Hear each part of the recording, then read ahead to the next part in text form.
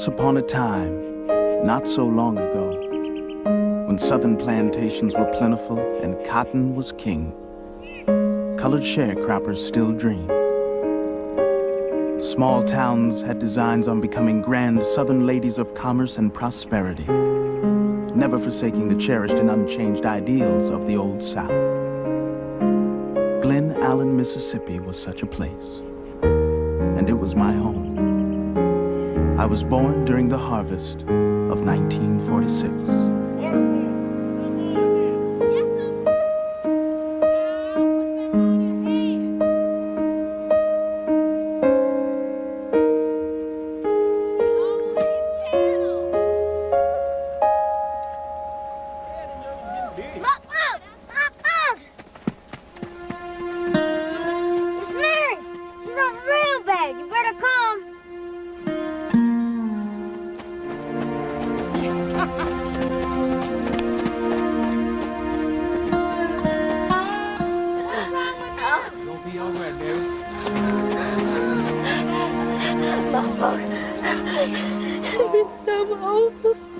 Lay still now, child. Gonna be all right, my pop's here.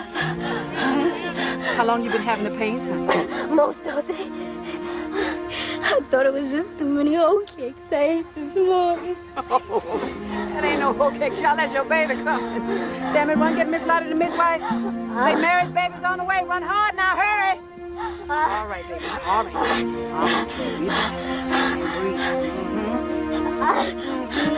right, No. Don't you worry, little girl. Don't you worry. Having a baby just as natural a thing as breathing air. Yes.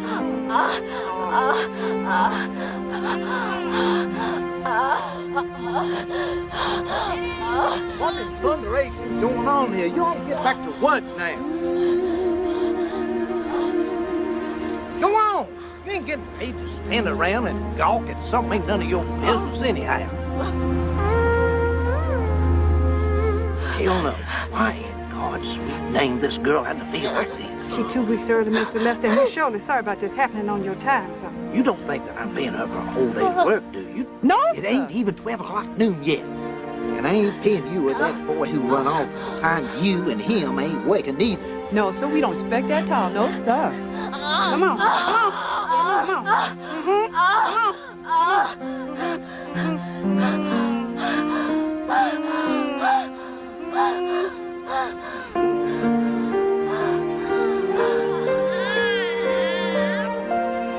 You did fine, little girl.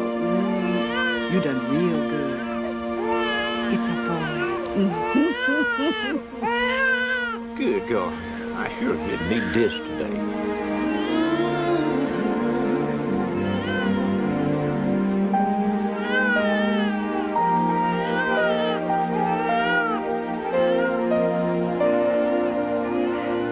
Look at this baby. He ain't got much hair. Not Pearl. How come he ain't got much hair? Well, Sammy, I think maybe the good Lord made him that way just so your grandpapa could love him even more. Fornicating is a sin in the eyes of the Lord, Pearl. Yes, it surely is. But before you condemn him to everlasting hellfire and damnation, won't you just take one tiny little look at this pretty new thing? This pretty new thing. Bob. Bob. Bob. You kind of look like me, don't you? What is it?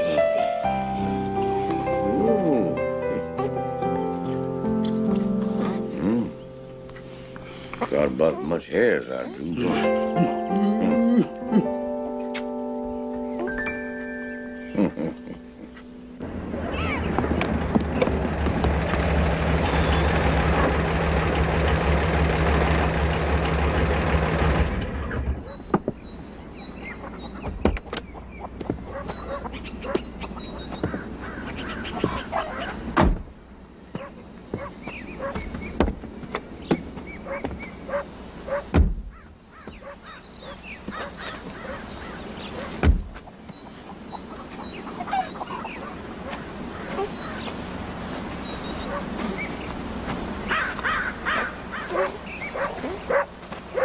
Jones. Elder Young. I guess you know my wife Pearl and my granddaughter Mary.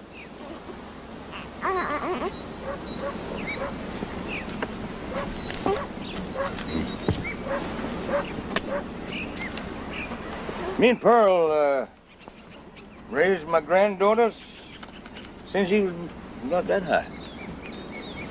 We tried to bring her up in the way of the Lord, and well, I guess everybody kind of stumbles and falls back time and again. So Mary here, she's gone and had this little baby all by herself. But she didn't get that way all by herself. Now, your boy Willie is the daddy to this here baby. I guess I don't know that for sure. Well, let's ask your boy then. No reason to. Daddy, that baby's mine, I reckon. You don't know that for sure. Now get on back to your chores.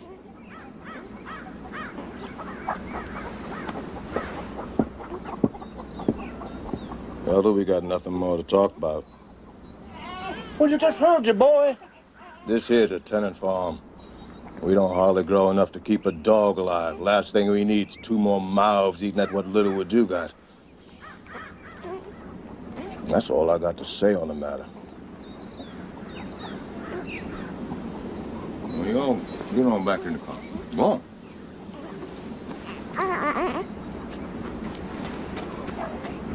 Having nothing don't mean you don't know what's right. And that's all I got to say on the matter.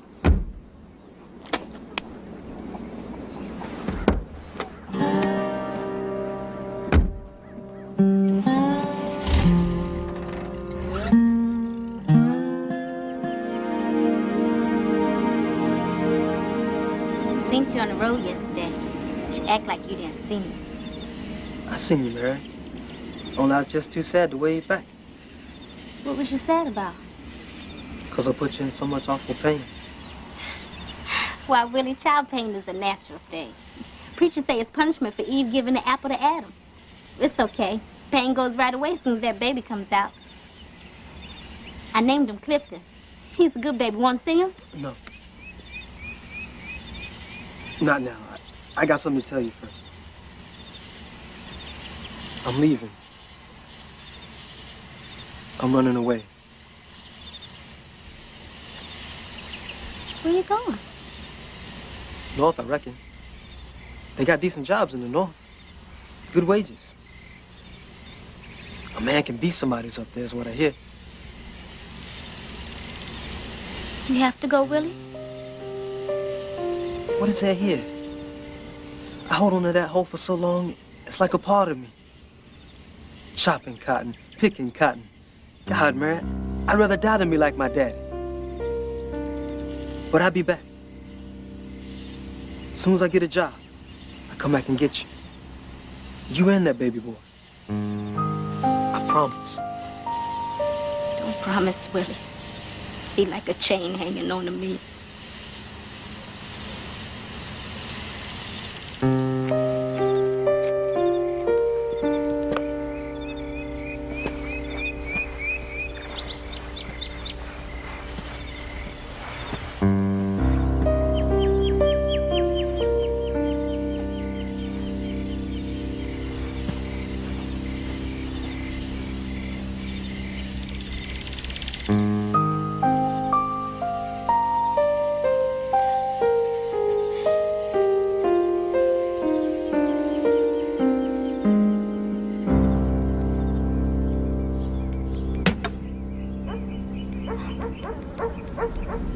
Look like you got a wiggle over there, Elder.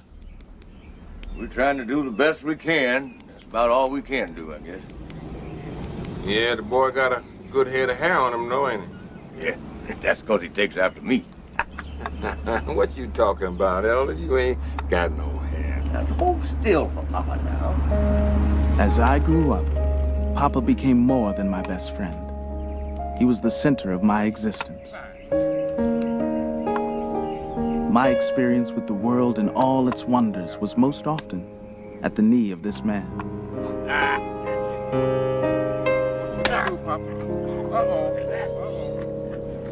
I was certain he possessed all the knowledge that was to be had.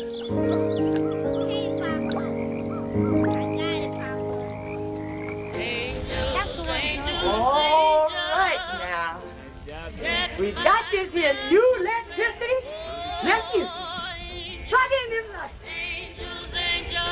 Woo! Just like that. Well, looky here.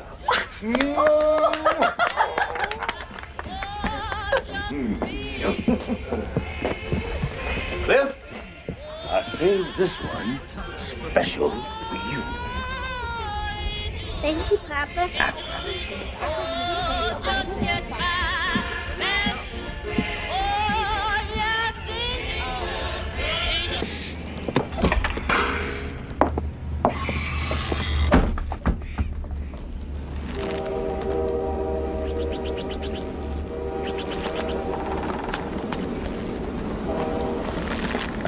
Hi, baby.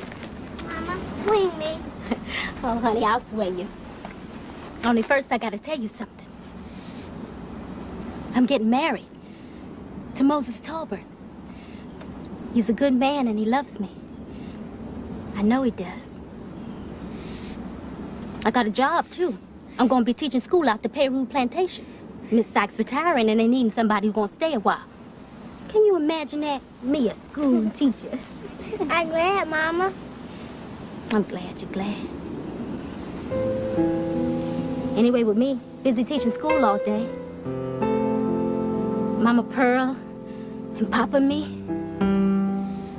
we thought it best you stay here and live.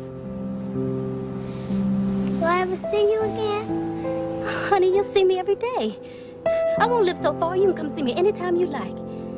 But the rest of the time, you're gonna be staying right here with Mama Pearl and Papa. That'd be the only difference. Swing me, Mama. All right.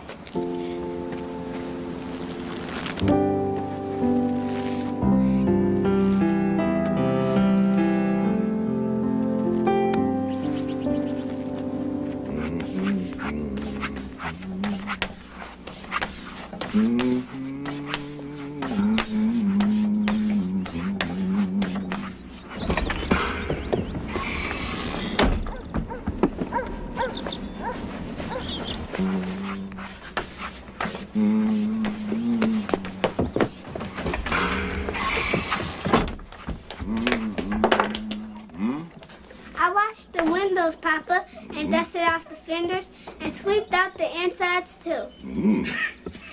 I guess I'm about ready to go to Greenville now. Yes, sounds like you about ready. Cliff, how much money you got to spend? Oh, now why don't you go on out onto the porch and count up all that money till Papa's ready to go to town? Mm-hmm.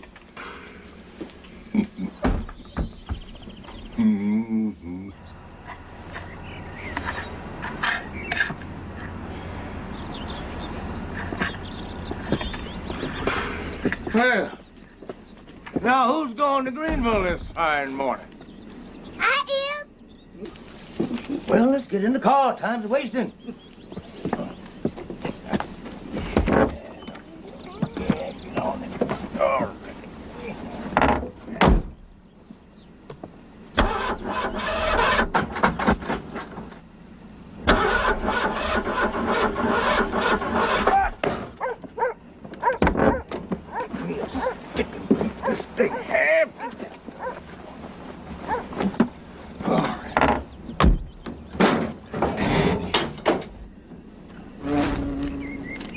Slide over behind the wheel there for me. Now turn the key.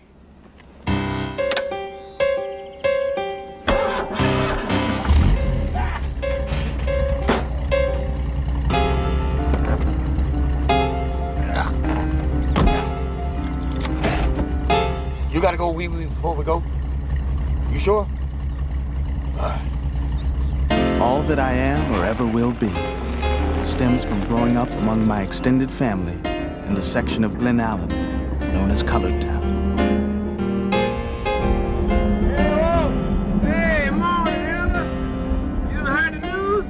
What? John Lewis gonna fight again. Get out of here. Hey. Who? That Marciana fella. Oh, I can't wait to hear that one. That's gonna be a good one. Oh, yeah. It was a community populated by maids, domestics, field hands, teachers, farmers, and preachers. Joe Lewis. So what you gonna buy with all that money? Rolls and custard. Oh, I'll buy you that, boy. Just get something for yourself. Joe Lewis. All colored, and all set apart by the painful and humiliating barriers of racial segregation. But it was also a place where people nurtured and protected each other and just enjoyed life together. But I got a pee-pee. So what did I just ask you 10 minutes ago? I didn't have to go then. Oh. Once we crossed the railroad tracks and turned onto the paved surface of old Route 4, we had crossed an invisible boundary. For now, we were uptown.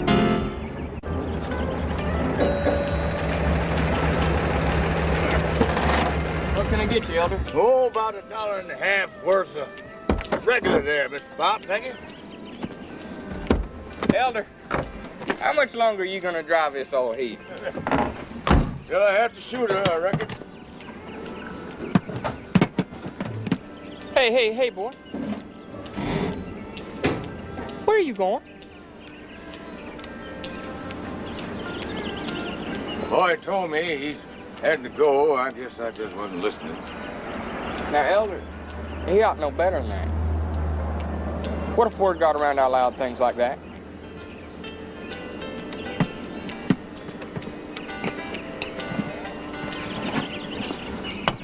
Now, I told you, you was gonna have to wait. Now, look at that dog. You see those words? I can read, Papa. Well, I know that. But now we're gonna be at a field pretty soon. Now, you're just gonna have to hold it till then. All right, come on.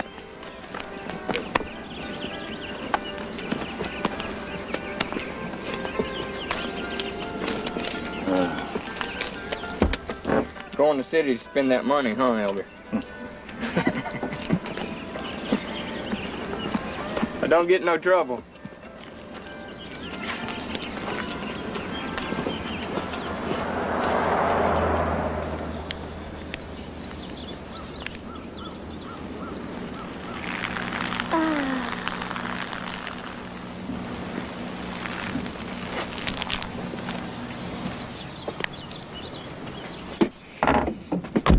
Okay.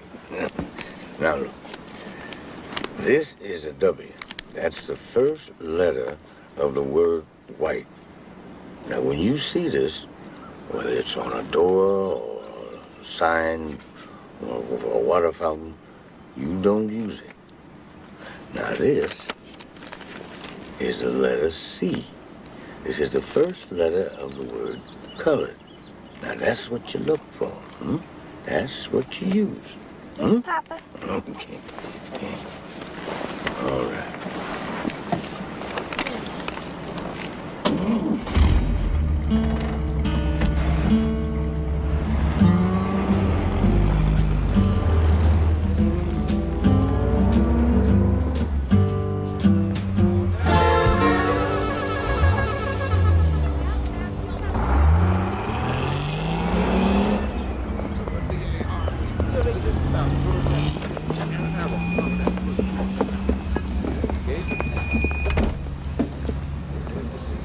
Go ahead, hold that money, burn a hole in your pocket.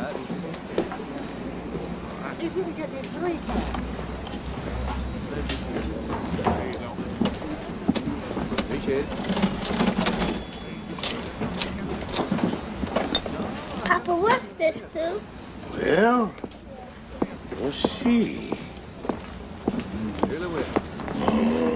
C-L-I-F-F. Now watch this.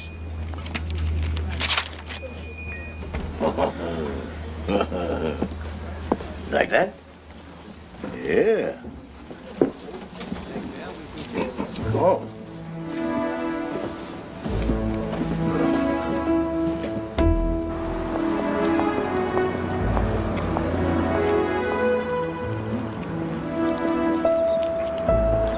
I'm thirsty, Papa. Okay, let me have it.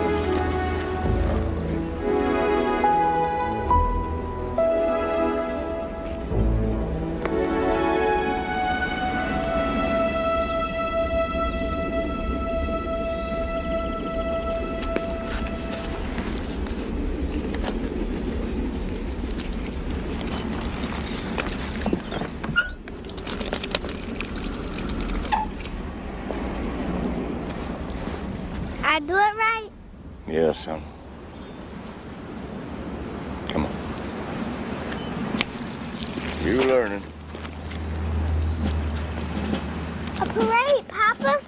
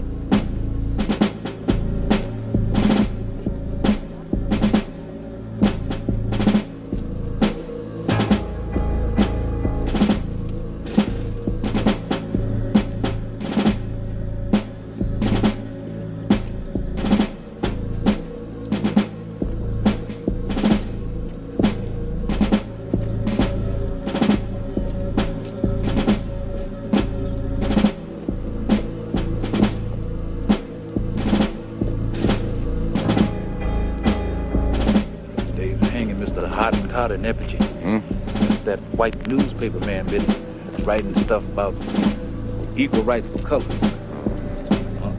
Brother, that won't ever do. What you looking at? Hey! I'm talking to you. What are you looking at, nigga? You deaf nigga? I'm talking to you. Answer me. You're a real uppity sword, ain't you, boy? We got special ways to take the uppity out of your kind. Come on, Ed. Look, not now. I'll take care of this later.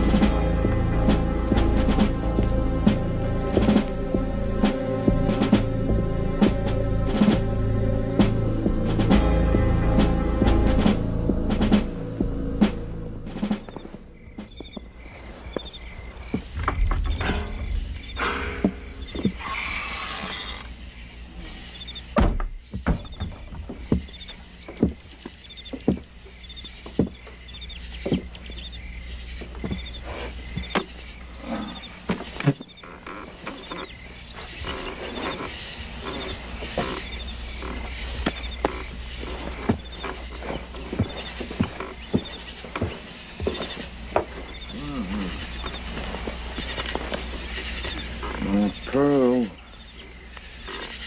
feeling kind of poorly, Cliff. She won't be able to take care of us the way she used to no more. Fact about it is, I'm gonna have to be looking after her. I'll help you, Papa. I know you will, son. I know you will. But with me having to look after my Pearl and all that, it ain't gonna leave too much time to be looking after you. And your mama, Mary, well, most Talbot's got one baby and another on the way, so that don't leave too much room. Your great auntie, oh, she got this great big house all to herself. She told me she'd be mighty grateful if she had a strong little man like you to help her look after things. Think you could do that?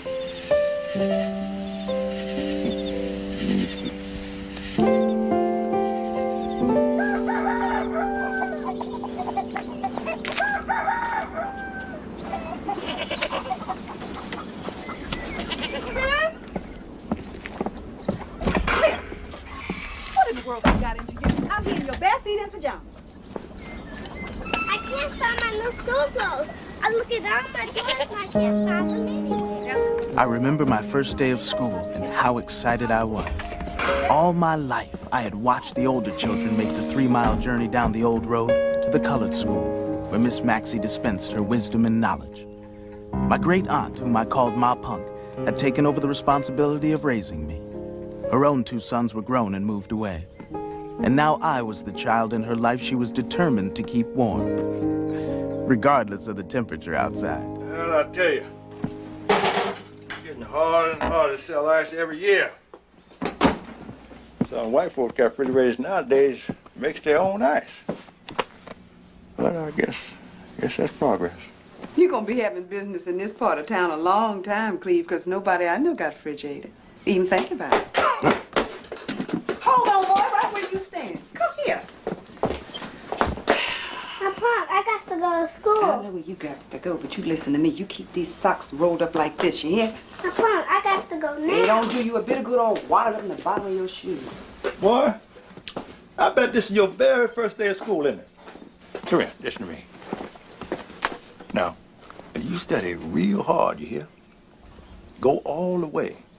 Learn how to draw buildings or be a doctor. Now, you can be anything you wants to be. But just remember, there ain't nothing to field work. Ain't nothing. Huh? Don't sass, Miss Max. Don't leave the schoolyard. Don't be cutting up in your seat, and you come straight home when school is out. Understand? Yes, ma'am. All right.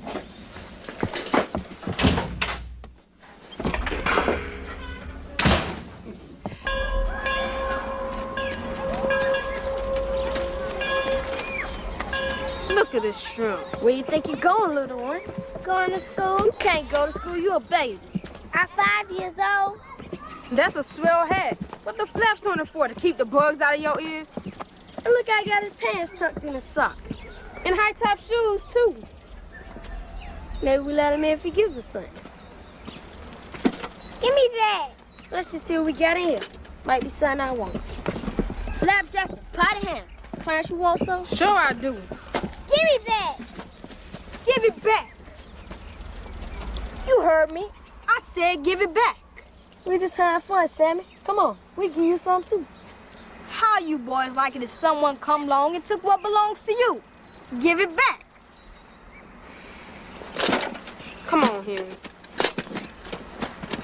Thanks, Uncle Sammy. Hide this somewhere. And put your socks down. Okay. That's good. You be all right now. The first years of my education were conducted in a one-room schoolhouse. Miss Maxie taught all of the grades 1 through 8. And in that room, children of illiterate farmers, dirt-poor field workers, maids and servants came to learn all of the wonders that an education offered us. And we were continually motivated to be the best colored people we could be. We were forever reminded of 4 great colored Americans: The lives of George Washington Carver, Mary McLeod Bethune, Marian Anderson, and Jackie Robinson became the subjects of countless essays and reports. These are 4 of our great colored Americans. I hope you all have done your reports for today. Sammy, will you please come read your report?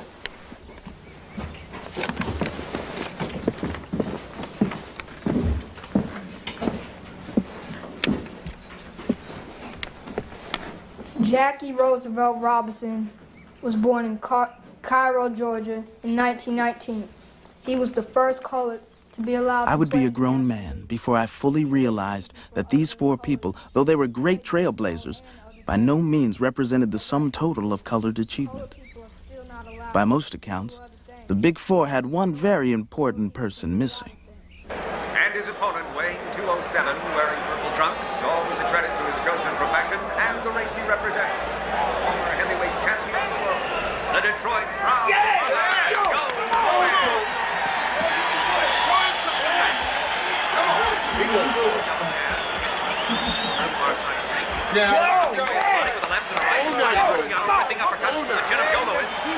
That's it, Joe. That's it. That white boy can fight, you know. He's Italian.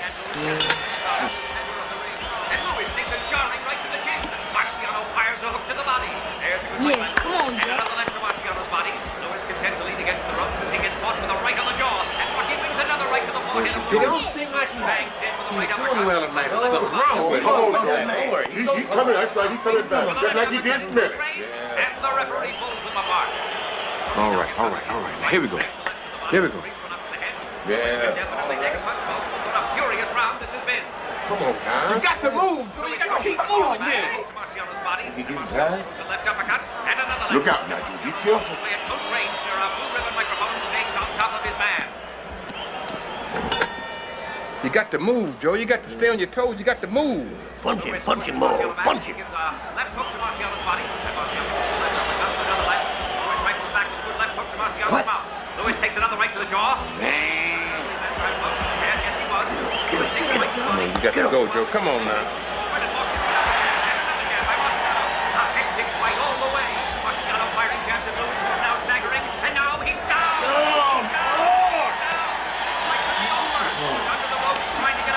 That worked.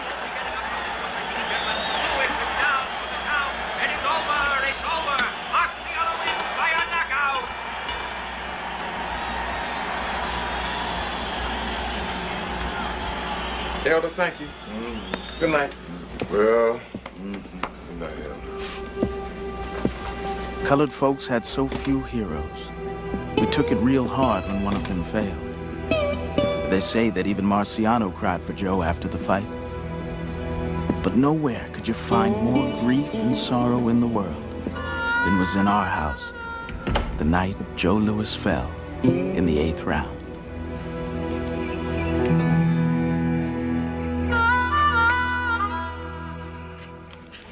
Cliff, honey, time to wake up and get moving. Come on. Go into the pots and feed the chickens while I start the fire. Come on now. Mr. Walter won't be waiting for us if we're not ready.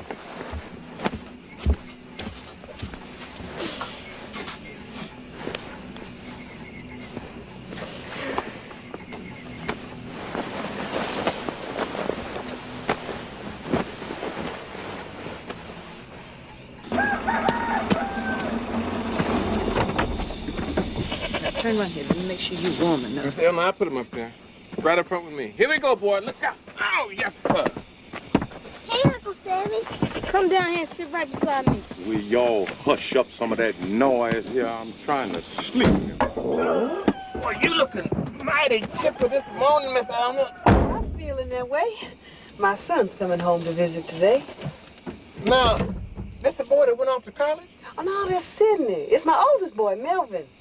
Oh, well, now, how long he been gone? Oh, been 10 years since I've seen him. Living up in Detroit now. He's very right in Detroit. Will you tell him Mr. Walter asked about him? I think happy suits you, girl.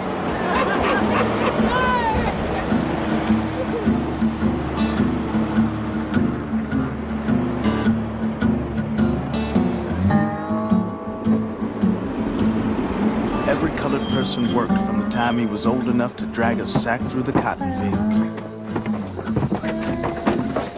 Whoa! Take this bucket, boy.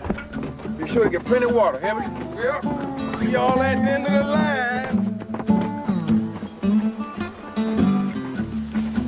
Stay close to me, my baby. Let's get as much of this dude cotton we can. My fingers get wet and cold. But wet cotton weighs more in the sack and he gets paid more. The work was backbreaking, exhausting, and sometimes degrading. But nearly everyone clung to the idea that if you worked hard, you would get a slice of the American dream. I don't see how you put up with it. Laziest man ever drew breath. Better mind your mouth, woman. Eddie is something. I seen you myself putting butter on his biscuit. Well, it don't hurt to do for a man. Maybe if you were a little more tender than Tom, he'd still be around for you to bake biscuits for. Huh. I'd rather be lone than wait a hand and put on a man the way you do, Jim. The man got arthritis in his ankle. He can't hardly stand up no more. Telephone. Oh, hush up, both of you. I don't want to hear no more about Mr. Jim, his ankles, or who butters his biscuits. I'd rather hear about that fight that broke out of Gaston's Cafe Saturday. What's so special about a fight in a juke joint?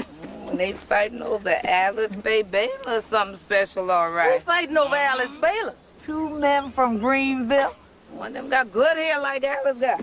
Oh, serve Alice right, hanging out in a place like that anyhow.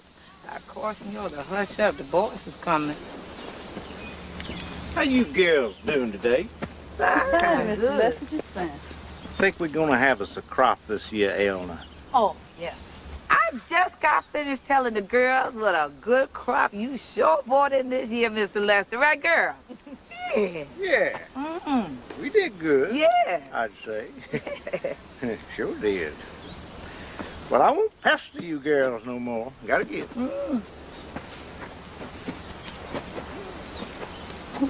We did good, I'd say, he said. Like he done the work himself. I ain't never seen him pick a bowl of cotton or draw a single drop of sweat over lime weed. Oh, he ain't nothing but a redneck trying to be a white man. That's all. Oh, you better stop that, Jack. You better stop that. Stop that.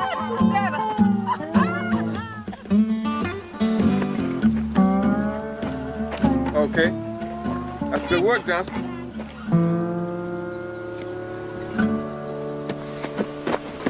Boy, you better not let nobody see you snapping them bowls like that. You got to pick that cotton out now. Guess I ought to know how. Been picking it all my life. Then you ought to know then not to put them scraps and bowls in your sack. Hey there, crewman. Yes, sir. How you, sir? You gonna give me 400 pounds today? I sure enough gonna be trying, sir. You're Eleanor's boy, ain't you? Yes, sir.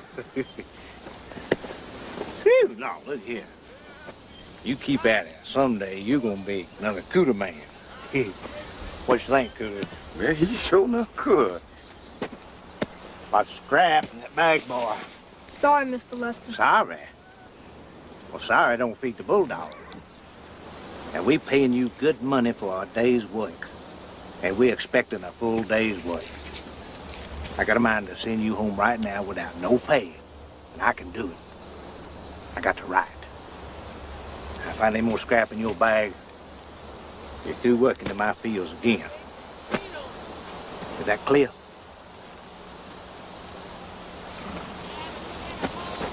I thought Lincoln freed the slaves. You say something, boy? No, sir. Are you sassing me? No, sir.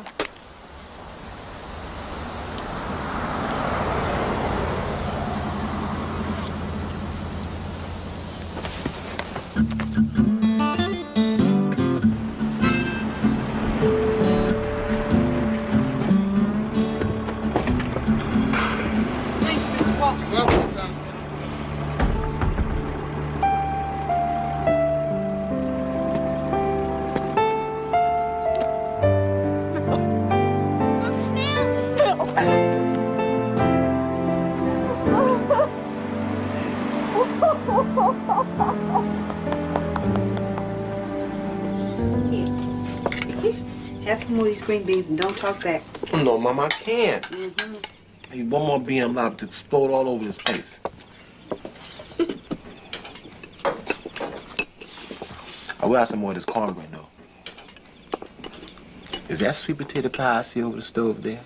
And what other pie ever make for you but sweet potato pie? Did you finish eating your supper first? I just worry about you not eating good without somebody up there to cook for you. Mama, I eat fine. Stop worrying. I go worry. Gets unnatural cold up there in Detroit. Sure hope you know how to dress for the winter up there. Mama, I dress fine. Don't worry, boy. Boy, don't be calling me names. She keep you wrapped up tight in a caterpillar cocoon, too? I heard what you said. And it's all right I keeps that baby warm. You ain't see got the pleurisy, do you? No, Mama. You ain't never got pleurisy, not as long as you around. Here, put some gravy on these potatoes. Oh, Mama. Hush now. Mama, I can't have another bite. Except for a slice of that sweet potato pie. Well, I think it's a shame you don't have somebody up north cooking sweet potato pie for you. You even got a girlfriend up in Detroit? No, ma'am. But I got some girl, though. You do? Yep. She live right here in Mississippi. Go, boy, come. Oh, you just the terriblest thing. And she cooks some good sweet potato pie, too. Jesus on the main line. Tell him what you want. Yeah. Jesus on the main line. Tell him what you want. Oh, Jesus on the main line. Tell him what you want. Call him up and tell him what you want.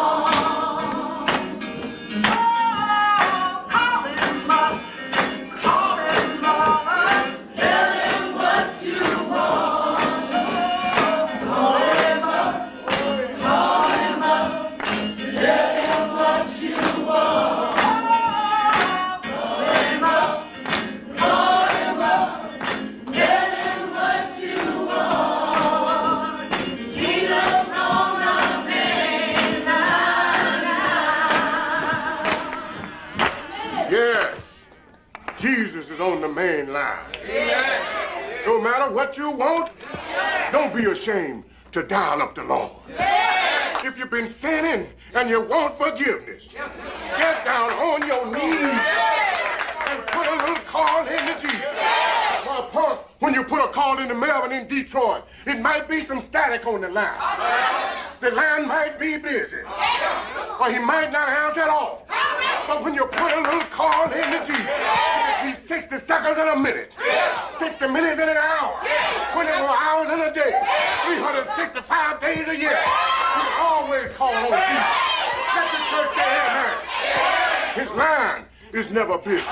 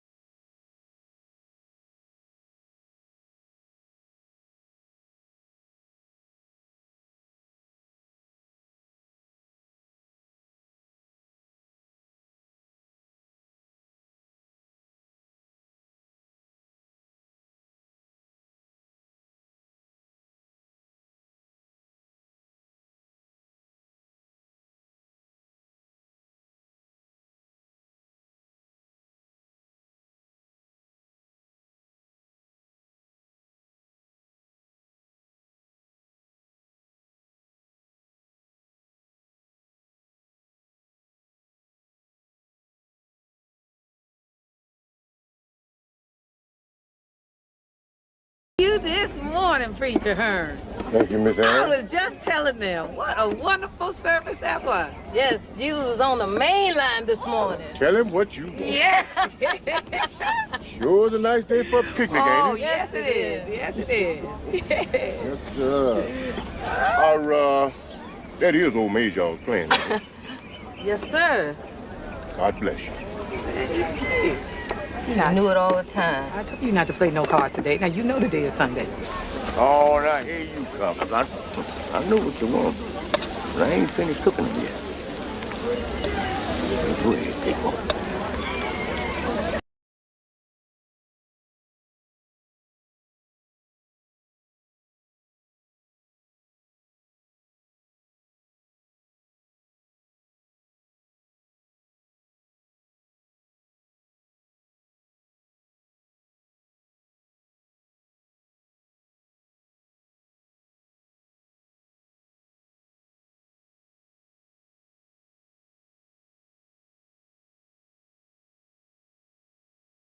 Well, I tall, real handsome. Come here, honey. Let me try this sweater on you. I got it to Goodwill. I reckon he'll get a winter out of it before he gets too big. And then some. Thank you, Mommy. All right, run along. Run along now, sis. Uncle Sammy! Uncle Sammy! Play with us, Sammy. I don't want to play. Now go on and stop pestering me. Come on.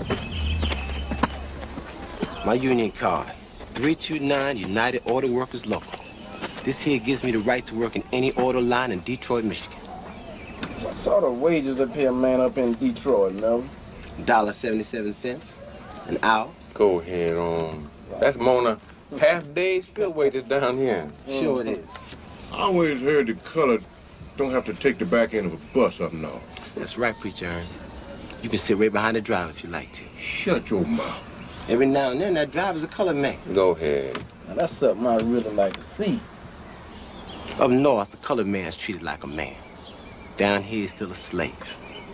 They call you nigger, spit on you, yet they still want you to chop their cotton, spend your money in their stores. Can't sit down and have a sandwich next to them. Can't use their fountain or their washrooms. When they want someone to clean out their toilet, though, you good enough for them, ain't you? I reckon you're right on that. I guess that's reason enough for me to be living up there instead of down here. Well, it seemed like to me, sooner or later, white folks is gonna act like white folks, no matter where they is, north or south. Now, that's the God's truth. Amen.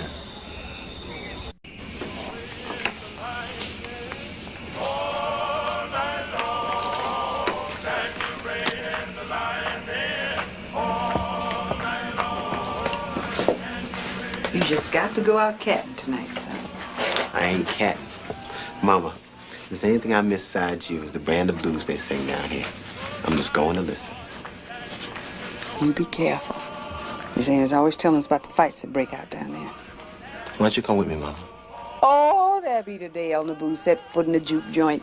I ain't talking about Gaston's Cafe. I want you coming north of me to Detroit.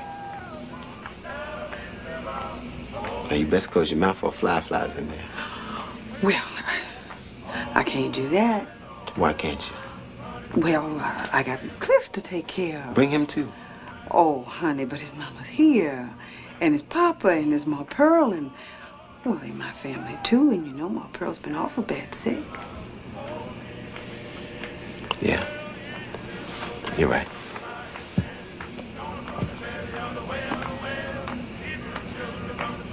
Don't wait up for me, Mom.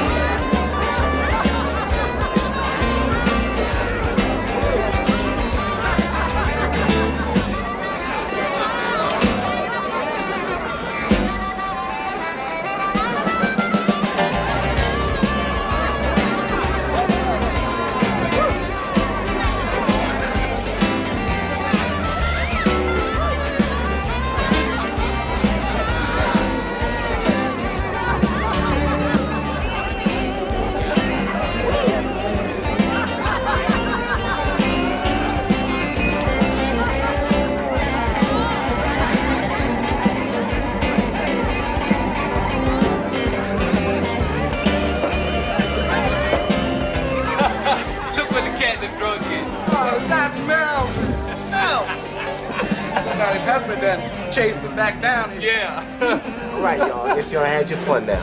Hush up for a minute. Let me listen to them sweet sounds y'all been keeping to yourself.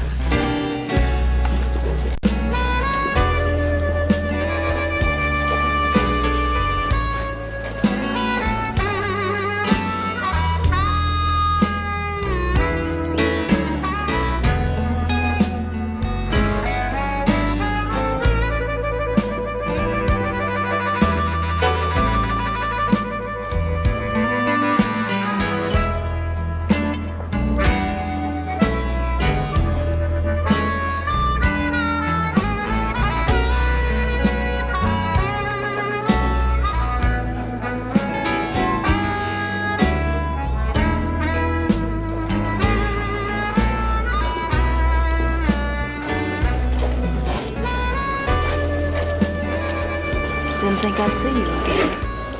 I told you I'd be back. You didn't say it'd take 10 years. It seemed like 10 years to me. It's more like 10 minutes. Yeah, well, it's been 10 years, so don't expect people haven't changed. You haven't changed. You're still the prettiest girl that ever walked the streets of Glen Allen. Glen Allen, hell. You're the prettiest girl in all of Mississippi. And about 5 other states besides. Pretty as them northern girls you've been talking all your trash to these years. Ain't a girl in Michigan can hold a candle to you. The way you move to the blues.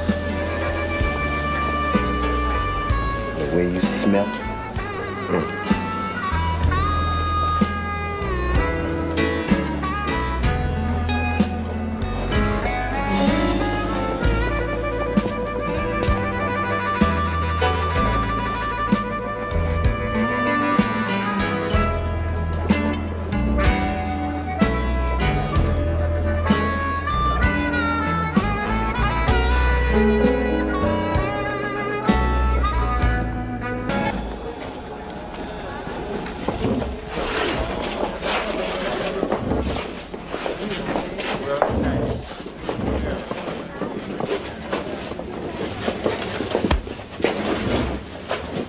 Pardon me, my friend.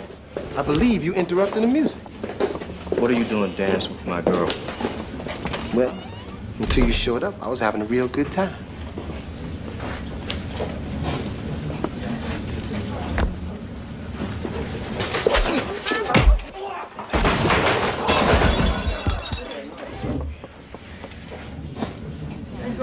Somebody needs to do something. Stop right now, boys. We don't need all this.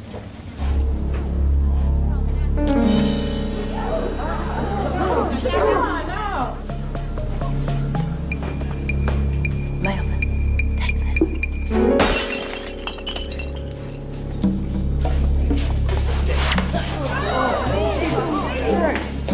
Yeah, I'm gonna slice you like a bad haircut. You wanna be a big man? Wanna be a big man?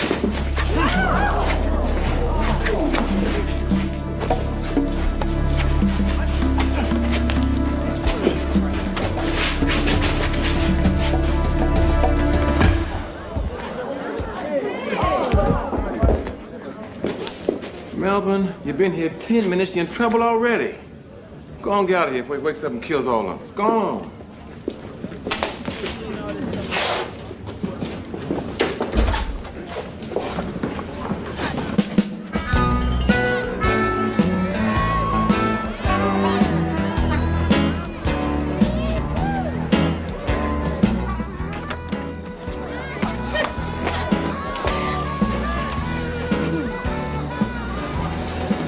So who was that man anyhow?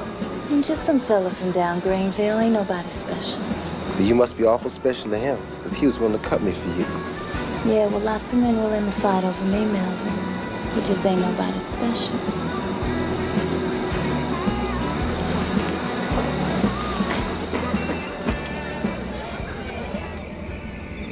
You're still the same, Melvin Booth. You can still charm the birdies right out of the trees. Only problem is I don't live in the trees no more. Yeah, I guess you don't. You look like a lady's got both feet planted firmly on the ground. Except you think you might be stuck in the mud? And what you mean by that? Come on, Alice. I can't believe you're still here. You hate this town more than me. I thought you would have ran off a long time ago. Run off to where? North, like you, chasing your dreams? You know, it's easier for a man, Melvin, not for a woman all alone. My sister went up north, and it wasn't long before she was lost to the streets. How come you ain't married? Have a pass of the kids? How come you never? I guess I just never thought I met the right lady. Melvin, what you come back here for? See my mama. Is that all? Mostly I came back here to remind myself why I left. You remember now? Oh, yeah. Ain't no doubt why I left. I'm just starting to regret who I left.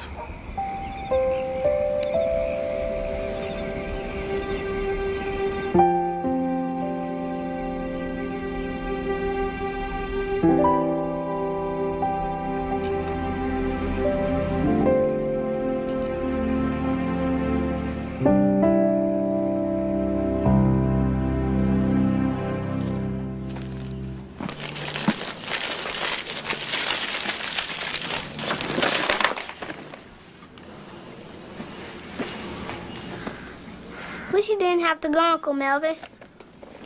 Me too, Cliff. But I gotta. Give me them socks.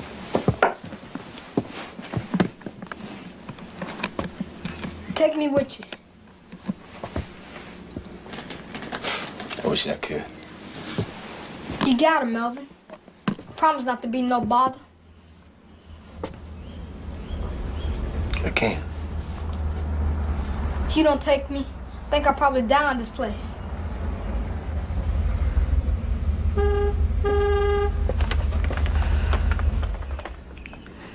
That's your cab.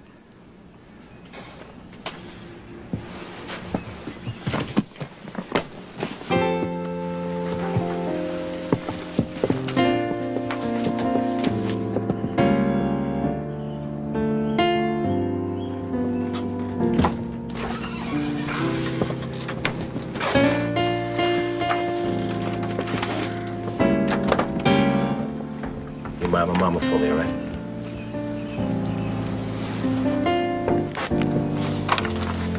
Get some chicken. Cornbread.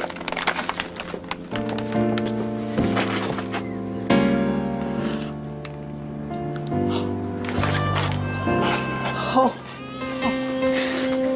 Looks like I don't have to worry no more about who's gonna be cooking sweet potato pie for you up in Detroit. I guess I never did get out my blood, Mama. I love her. Hope she make you happy. I love you, Mama.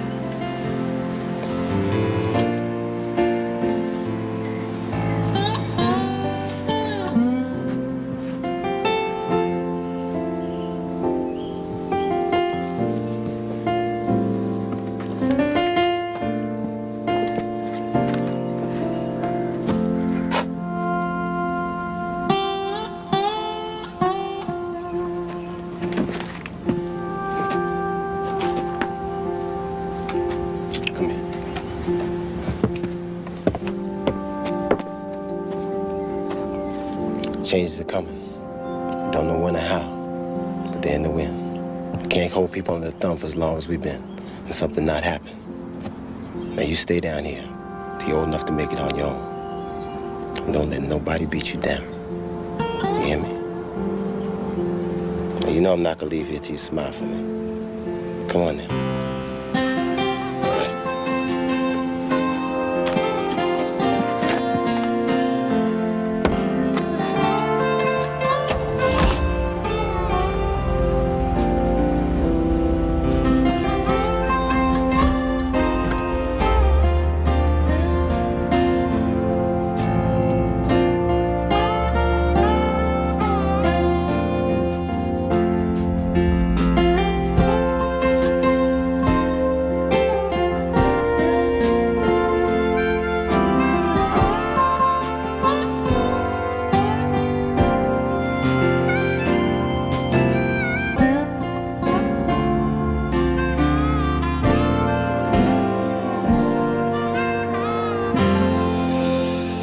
never failed to marvel at the variety of people who populated my life. Clifton! I was so hoping you'd get this yard cleaned up before the sun comes out tomorrow. Well, come on round the back. Let's eat some lunch.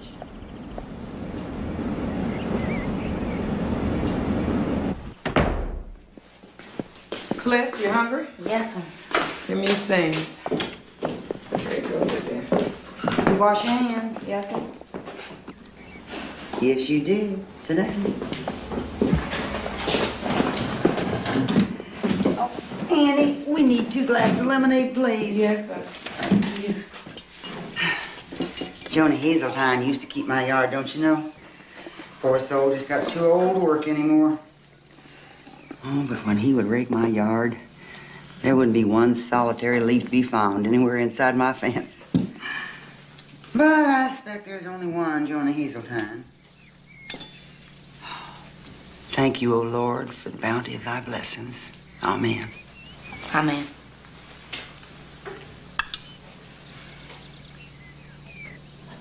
You like gumbo, don't you? Yes, sir. Well, then eat. It's wonderful, Annie. Oh, your cousin Annie here tells me you're a good worker. You proved to me and you can take care of my yard full time. Oh, it feels no place for a child to be working anyway. Well, it feels no place for anybody to be working. Oh, is that so? Well, now, might that be your very own opinion, or are you just repeating what you've been told? Well, Uncle Sammy say so. He say dogs and mules get more respect than a field worker do. And we all ought just to sit down and stop doing it. Well, now, wouldn't we be in a sorry state if everyone thought the same as your Uncle Sammy? I'm sorry. No, don't you ever be sorry for what you truly believe. It's just that somebody's got to pick the cotton. And nobody makes them do it. They all get paid, don't they? Yes, sir. Well, then there. Slave wages. Slave wages, indeed. I suppose your Uncle Sammy told you that. No, ma'am. Uncle Cleve say that. Oh, Miss Mabry. Oh, now you know you have to take this out of my wages. I'll do no such thing.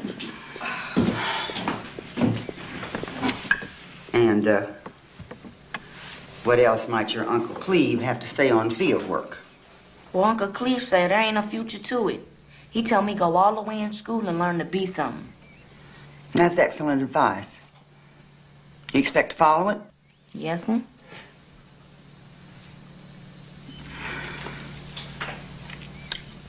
You like to read? Yes, sir. What do you read? Well, I read about the little engine that could. And I read about John Henry's hammer. No, child. I mean literature. Do you read books? Great books by famous authors? No, ma'am. Well, then you must be lazy. Public library's just bursting with good books. But color's not allowed in the library, Miss Mabry.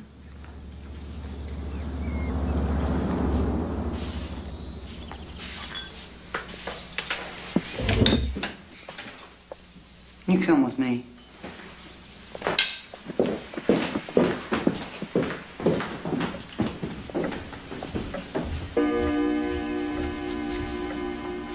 Well, don't dawdle. Come on now. I'm certain we can find some books for you to read.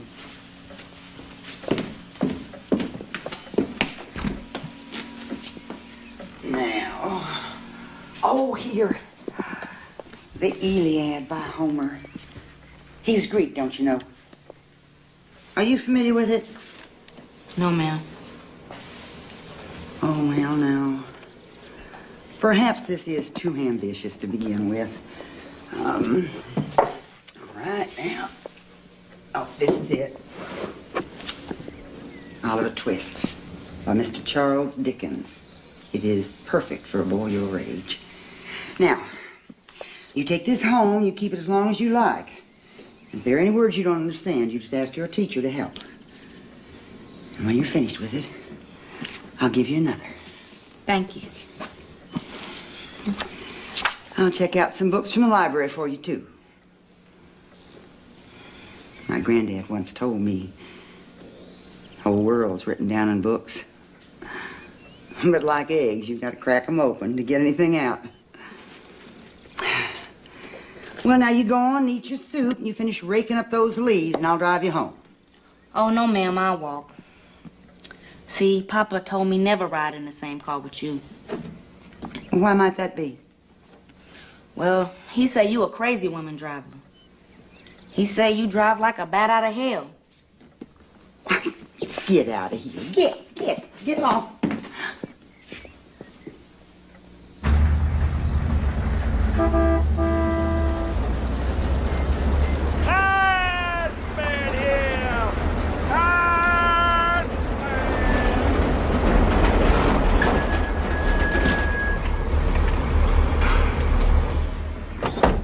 Hey, Uncle Cleve. Hi, Cliff. Can I chop the ice? Well, have I ever said no? Just 15 pounds today, Cleve. Yes.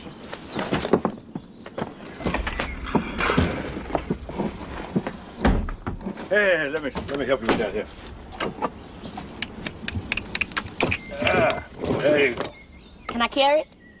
Well, I don't know. Let me feel your muscle first. Yeah, I guess that's a 15-pound muscle, all right.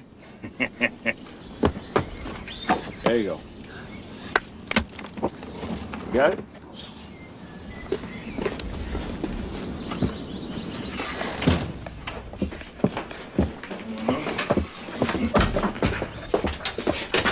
Won't you come on in? Sit down, Cleve. Have a piece of pie. This your apple pie day, Miss Pope? B. Well, since I lost my mayor, I want you to know I consider my greatest pleasure of the whole week is bringing you ice on your apple pie day. Cleve Mormon. Seems to me you said pretty near the same thing last Tuesday on my cherry pie day. Uh-huh, and I meant it on your cherry pie day, too. Cherry, apple, sweet potato don't make no difference. Fact is, I get a pleasure bringing ice to you on any day.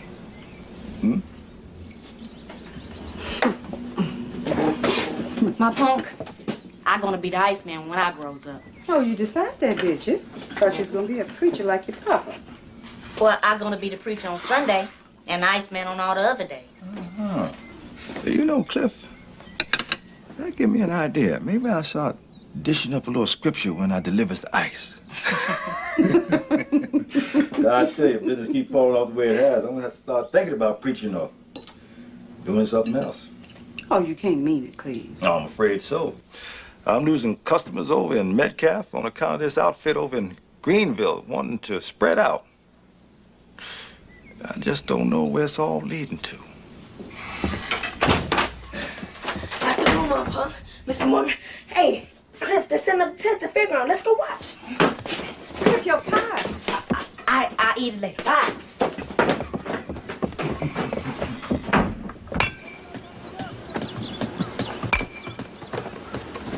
Hey, you boys. We're gonna be needing sleeping arrangements for about 4 colored girls.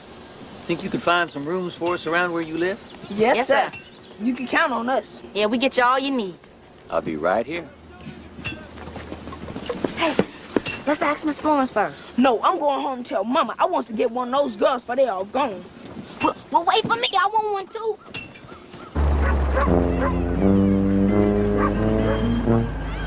They's here.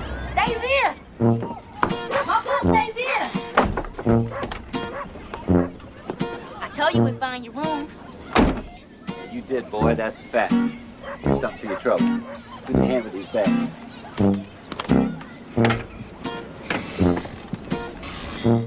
Lead the way, kid.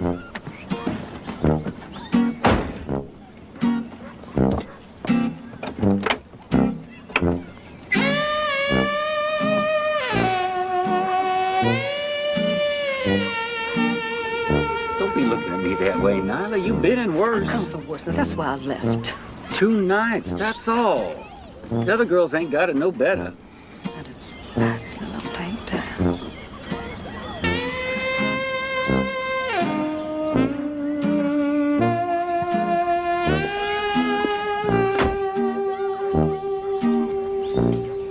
We're pleased to have you. My name is Eleanor Booth. I'm Nyla Fontaine. It's a pleasure. Cliff, open the door. I'll pick you up for the show later now. Bye.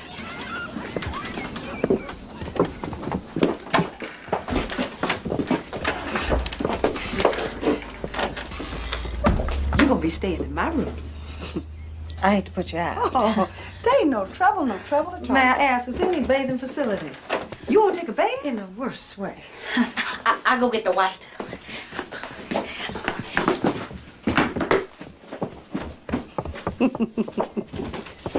Just make yourself comfortable.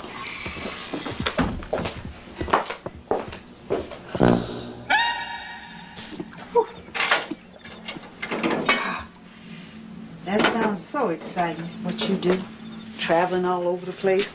I remember when I was a girl, this traveling gospel group came and sang at our church. And our choir got to sing along with them. The man who managed the group said he liked my voice. Said he's gonna make a place for me in the group if I want to go on the road. Oh, I guess you put mine. All right, honey. All right, here we go. I'm so sorry. I'm so sorry. Oh, here, honey. Oh. Hi. Oh, that's Louise. She our neighbor. Oh, my love.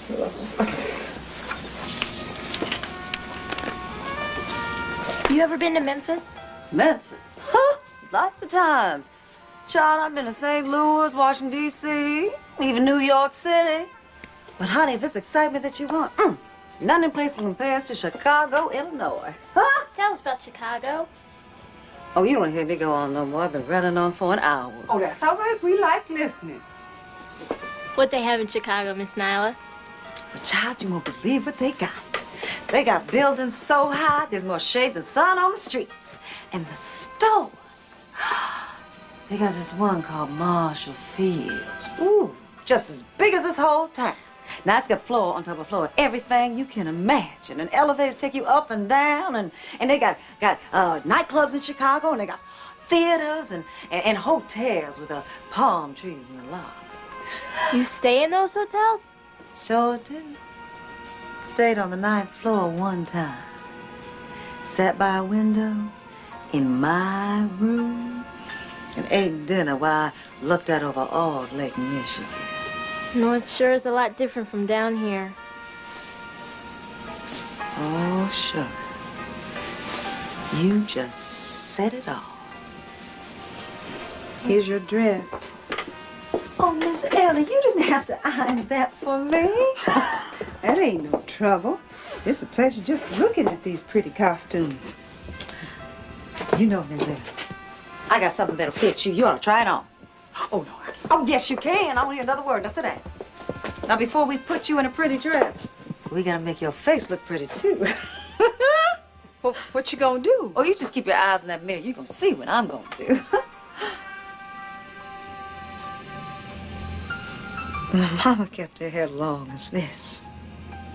Where is your mama? She's back home.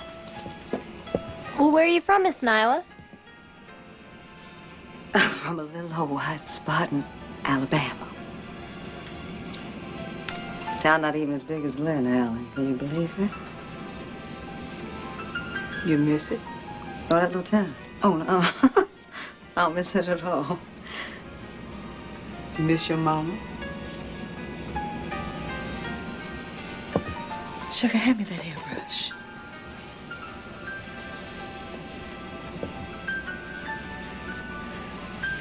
My mama say to me the day I left, she say, Letty Jane,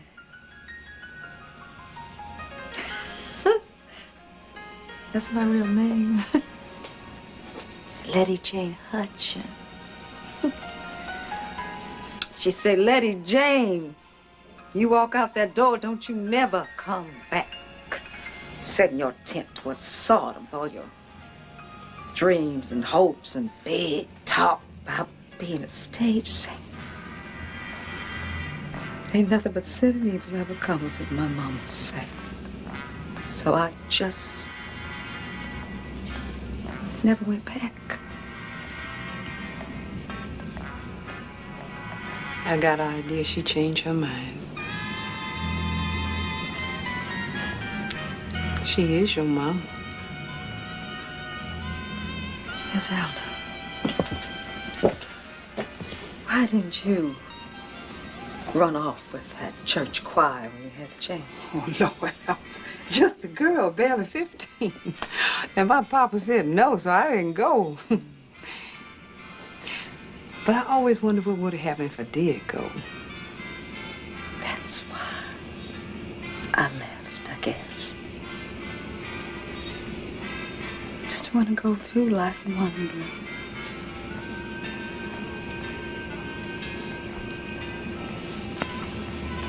You know, we'll put you in something pretty.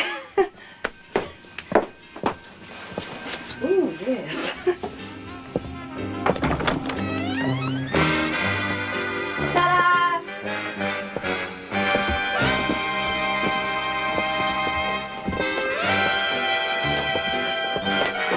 Yes?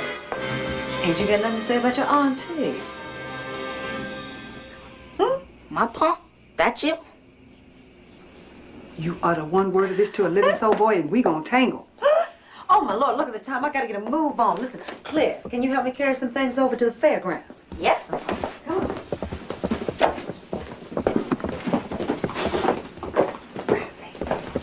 Now, you wait outside for me on the porch, sweetheart. Miss Allen, take this pass. It's a ticket to the show tonight. I want you to be my guest. To the girly show? I mean, to the tent show? I couldn't.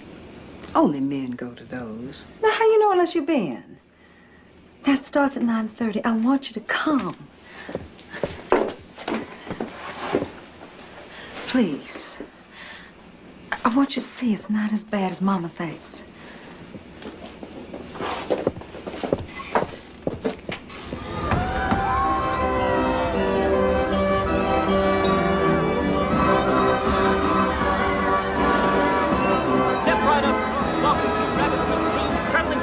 And for just 2 bits, that's right, just 55 cents, you can witness some of the most incredible exotic dancers in the world. That's right, the Nubian dancing girls. Come on in, folks. Just 25 cents, 2 bits is all it takes. Well, now, looks to me like someone's trying to get a peek with that ticket. That's my cousin, Bobby. Sir, come on in, 25 cents. How about you, sir, over here? 25 cents, come see the show. Come on in, the Nubian dancing girls. Well, hello, Cousin Bobby. Is one of my friends staying at your house, too? Miss Gloria? Oh, Miss Chloe and me just about the luckiest things to be staying at home. Two such handsome men. I'd certainly be grateful if you carry this for me. Come on in, sir. Come on in, 25 cents. How about you, sir, over here? 25 cents, come see the show. Come on in, the Nubian dancing girls. It's an exotic experience. That's right. Come on in, sir. All right, just hold it down. Calm down. Calm down. Calm down. Thank you, boys. You've been perfect gentlemen.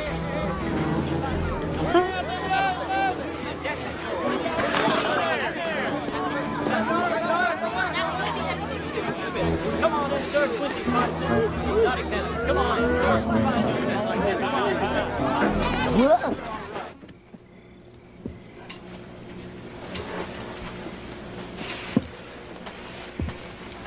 It's her heart, Elder.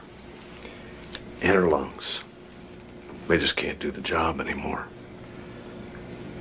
Best let all your people know.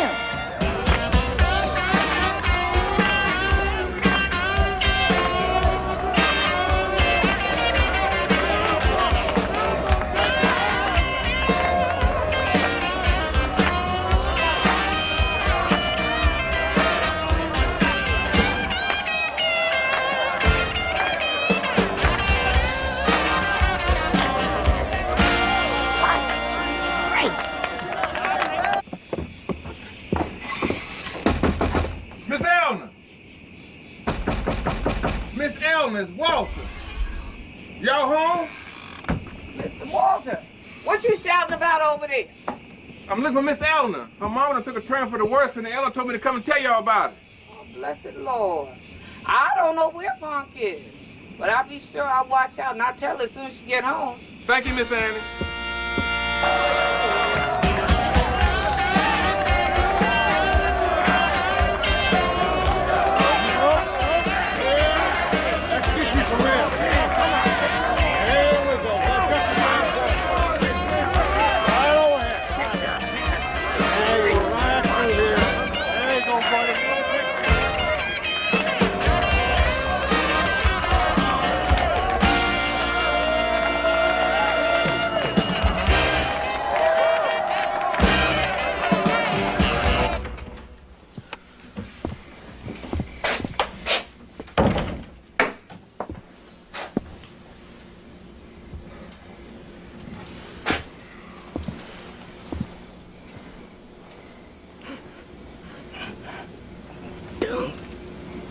Be sad, Papa. I'm all right. Been good. Love you.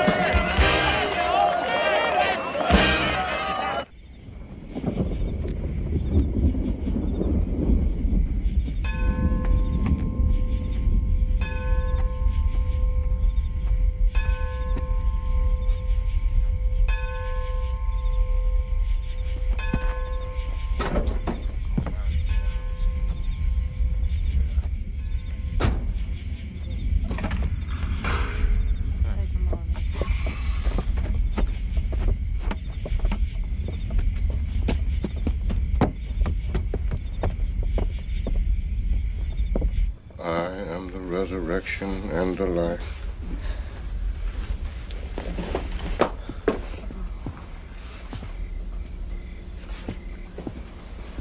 He that believeth in me, though he were dead, yet shall he live.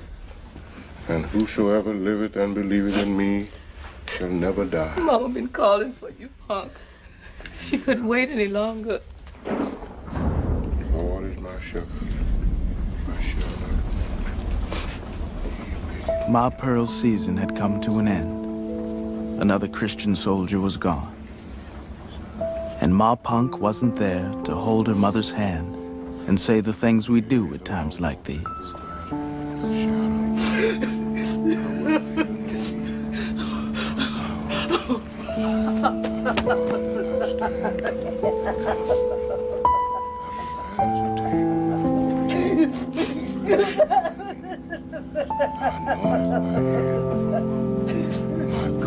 Ma Punk and I never spoke of seeing each other in that tent one hot August night. We held each other's secret like a trust.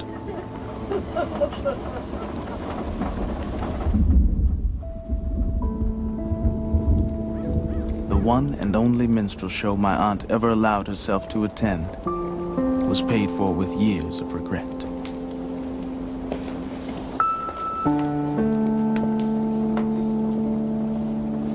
Miss Eleanor?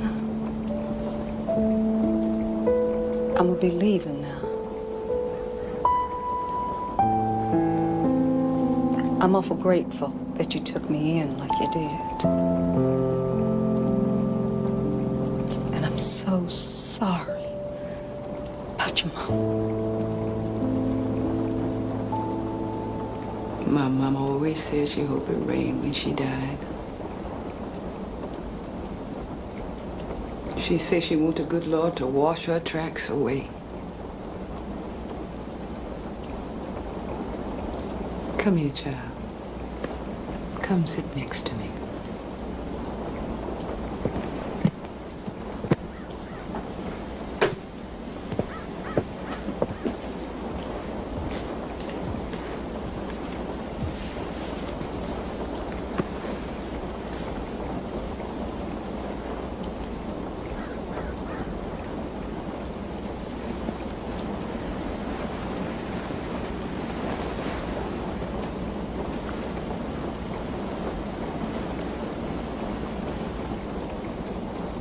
Go visit your mama, baby.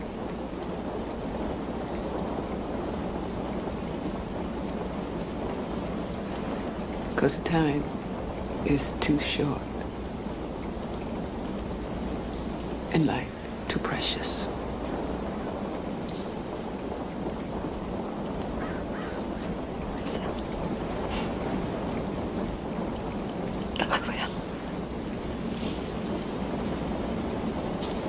I promise, Miss Miller, I'm gonna go see my mama. I promise I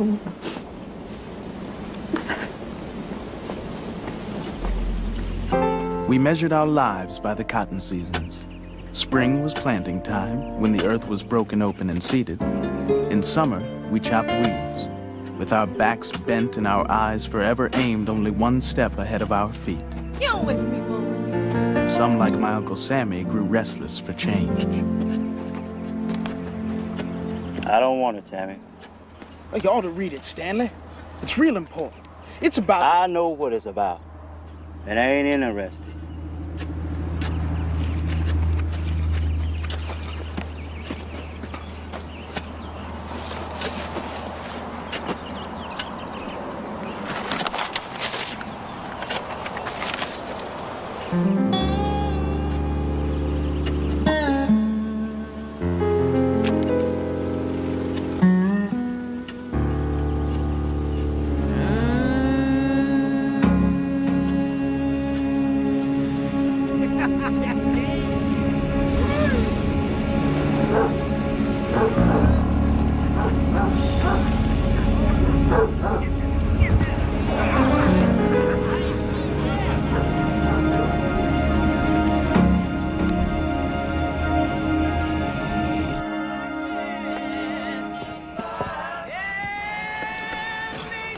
What's this word?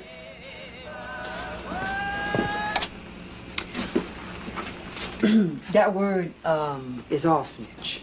An orphanage is a place where children go when they ain't got nobody to look at.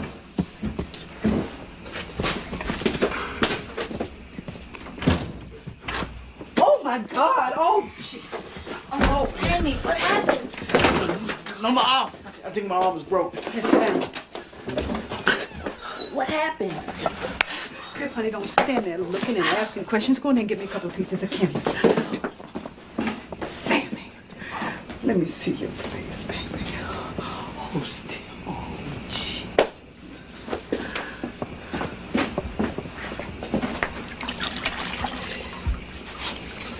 Now, listen, son. You can't go aggravating folks the way you do. They say next time they're gonna kill me. Cliff, run tell his mama he over here. No, Cliff. That's why I came here, so Mama don't have to see me. Well, she gonna have to see you sometime. Sweet Jesus, look at just. Oh, thought you learned a lesson when the sheriff arrested you for sitting in the white folks section at the movie house. Oh, Cliff, run over Cousin Annie. Call Dr. Duke. Go on. No, I don't need no doctor. No, you don't. You need your mama to take a stick to you is what you need. You got to get it through your head. White folks can't stomach it when one of us stands up to them. Well, they're gonna learn how to get used to it. Because things got to change, Ma Pong. I know they do, honey. I know they do. I got to get more Phylicia for these cuts. Run, get Lurleen Cliff. You go do it this time. You hush up. Don't worry about your coat, honey. Just go.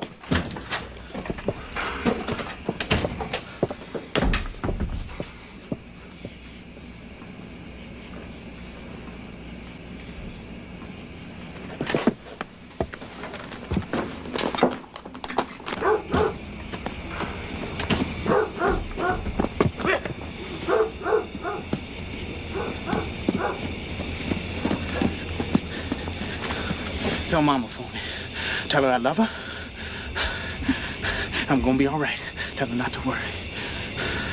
But I was running away. Where you going? North.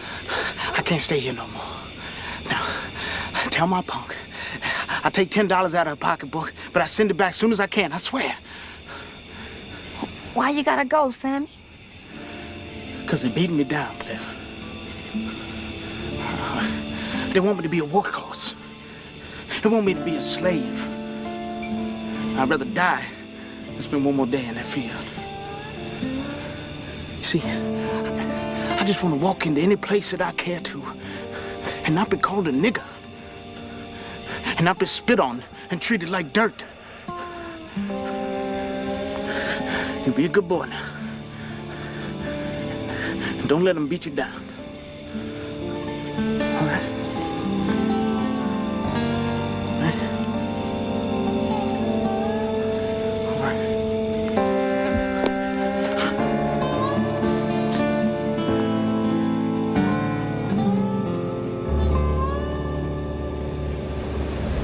Cliff, as long as you works for me, be a good idea to always be to work on time or before.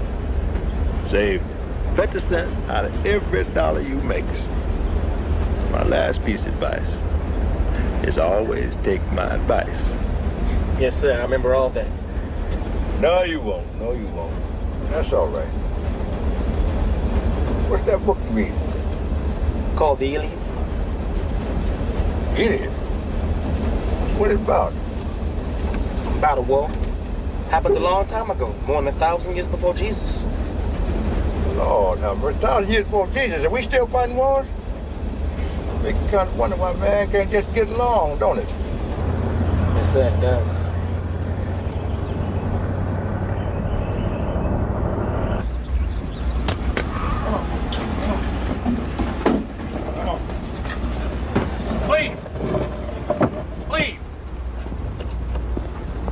Mind joining me over here for a minute?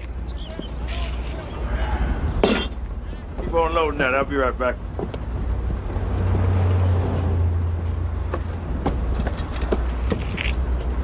Look here, a little bit of proposition I'd like to make him.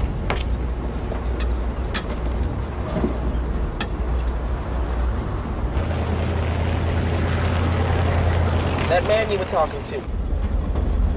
You're on the A&DI service over in Greenville. It's a pretty big outfit. Yep. 13 trucks, what it told me.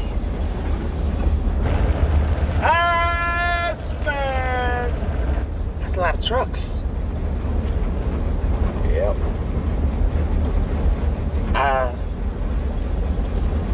I guess he wants you to drive one for him, huh? No. He wants to buy me out.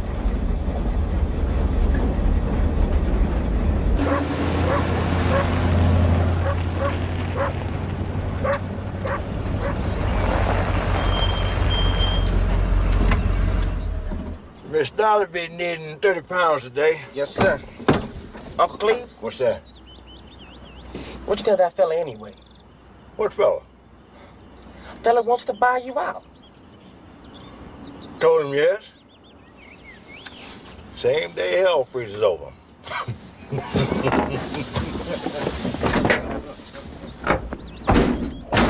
I consider one of the great injustices of segregation to be the doctrine of separate but equal educational opportunities. For although we lived only a short distance from the nearest high school, the colored teenagers of Glen Allen were bused to a colored school in Greenville. The round trip of 70 miles taken each day certainly emphasized the notion of separate, but there was very little that was equal in the quality of our schools. Except maybe the devotion of our teachers, which was extraordinary. We were urged to better our lives by studying hard and learning all we could.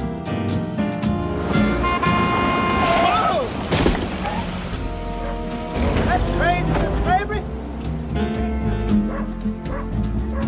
Although Miss Mabry declined my offer to help her update her driving skills, she continued to check out books for me. I would make long lists, which she would fill with her usual haste and enthusiasm.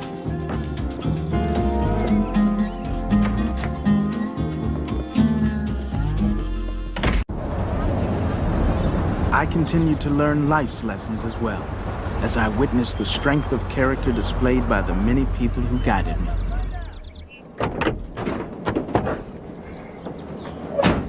Step down, Miss Stein. Jump up this thing and get on out of here. Hey, hold on, Clayton. I gotta stop you right there. I'm not taking delivery today. 300 pounds, Mr. Stein. That's your regular order every Friday. Yeah, I know, but I got some bad news. I won't be buying mice from you anymore. A&D's bringing their trucks in from Greenville now. I'm buying from them. Well, now, if it's the price we're talking about, No, it's not the price of the service, anything like that. It's because A&D is a white man. That'd be about the size of it, huh? But I hate like the devil doing this, Cleve. I mean, you are a good, honest man. But sometimes there's pressure put on us. Stein, you ain't got to tell me about pressure, see, because that's something I know a little something about.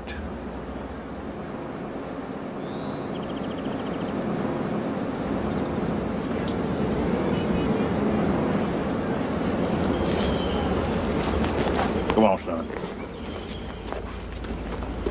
There was something in the wind, and by the fall of 1962, we all were beginning to believe that something had to happen. This evening, O Heavenly Father, we humbly come to Thee, with knees bent and bodies bowed, to ask You to stretch out Thy hands of mercy and protect us, O Father, in what we are about to do. In Jesus' most precious name we pray. Amen. Amen.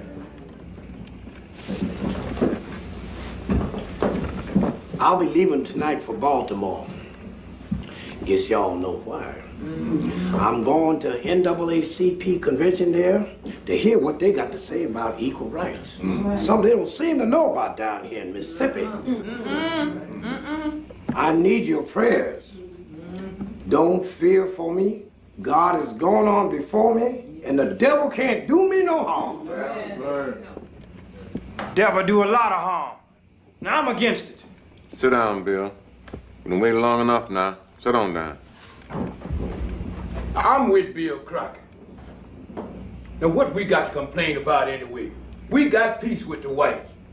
They don't give trouble us too much and we don't bother them. That's right. Y'all go up there talking that NAACP stuff and we gonna sure enough have some trouble. How many of y'all been threatened to get fired from your job if you don't buy no ice from A&D from now on? Speak up. Come on, speak up.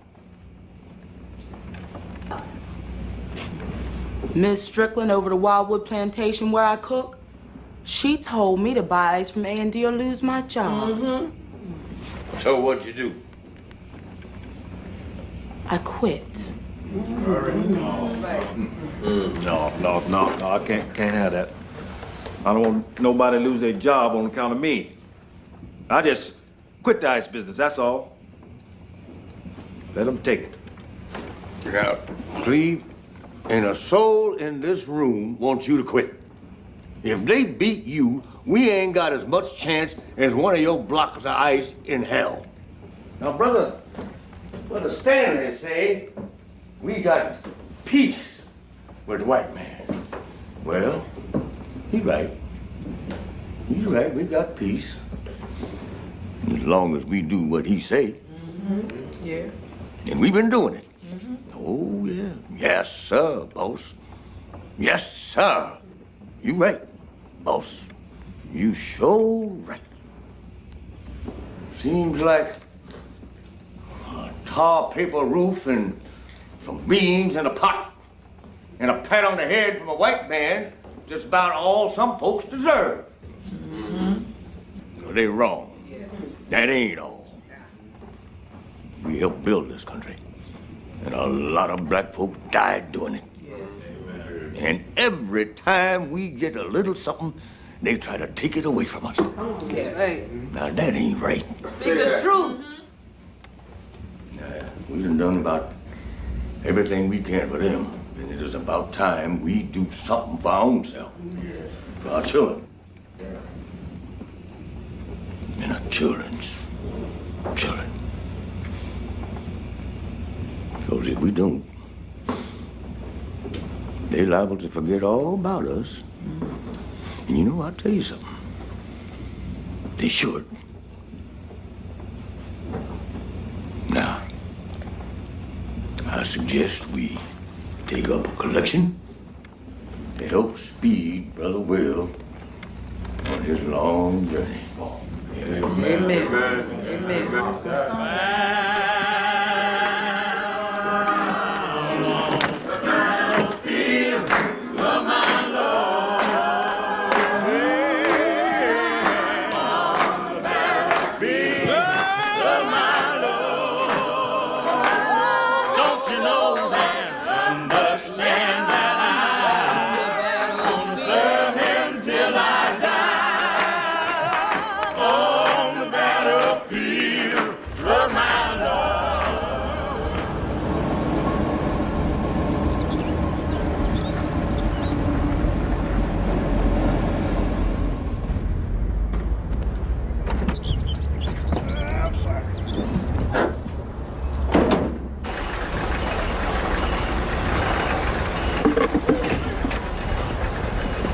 Hold it right there. How you doing, Mr. Barnes? I don't quite know how to tell you this, Cleve. What's that? I can't sell you ice no more. You can't sell me ice. Mr. Barnes, you don't mean that. Afraid so, Cleve. Well, I've been buying ice here for what, 30 years now. You tell me why I can't no more. Nothing personal, Cleve. I swear to it. It's just business. That's all. Now, Mr. Barnes, sir, we got to talk about this. No, now. we don't. Now, I'm real sorry it had to come to this, but I thank you to move your truck on out of here and not come back.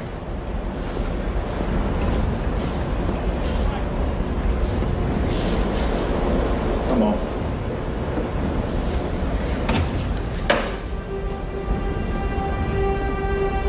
Uncle Cleve found a factory that would sell him ice. It was owned by a Jewish man, but it was in Cleveland, Mississippi, almost 60 miles away. Uncle Cleve would make the trip every other day. And even though he had lost his biggest customers, the colored community continued to buy from him. Please, thank you, please. Many people, like Lily Short, lost their jobs because of it. So Glen Allen found itself in the midst of an ice war. I've been instructed to inform you. All hands who wish to continue to work in these fields must agree to buy their ice from the A&D Ice Savers. Anyone refusing to comply is immediately discharged. What does discharge mean? It means fire.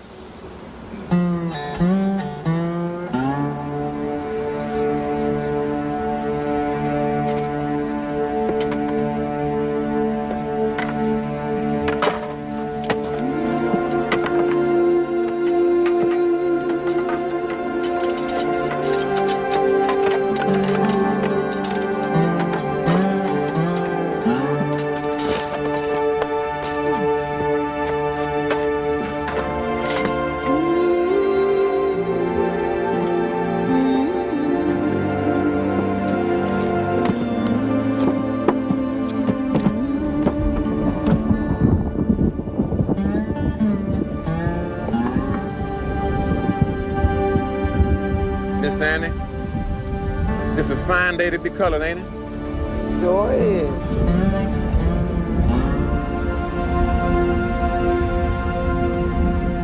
picked the wrong day to make this announcement, boss.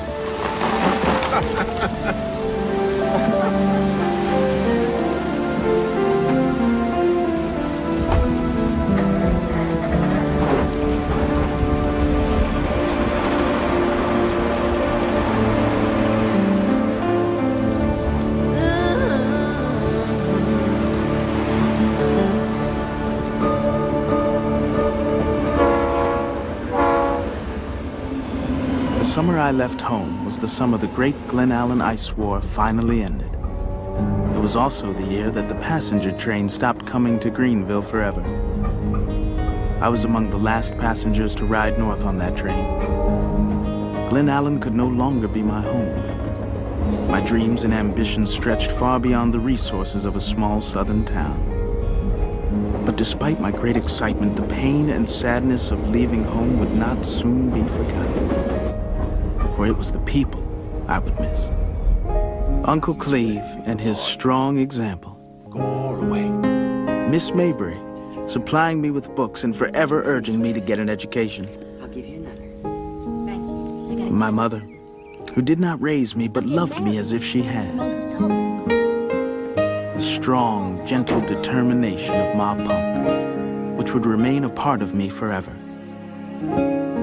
Papa's great wisdom and loving nature that I would use as a pattern to guide my own life. All those wonderful, familiar faces would stay behind, remaining in a world of which I was no longer a part. And as my train clanked and groaned over the gravel railbed, I wondered if living up north would be all that I had dreamed. With the security of family fading far away behind me, I clung to promises I had heard all my life from those who had nurtured me in Glen Allen, Mississippi. Once upon a time, when we were colored.